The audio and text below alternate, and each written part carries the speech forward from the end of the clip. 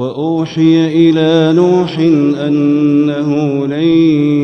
يؤمن من قومك إلا من قد آمن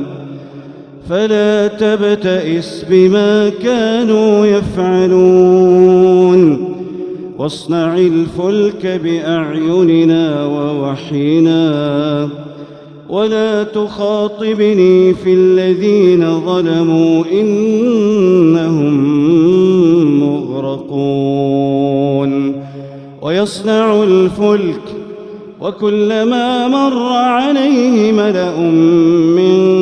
قومه سخروا منه قال إن تسخروا منا فإنا نسخر منكم كما تسخرون فسوف تعلمون من يأتيه عذاب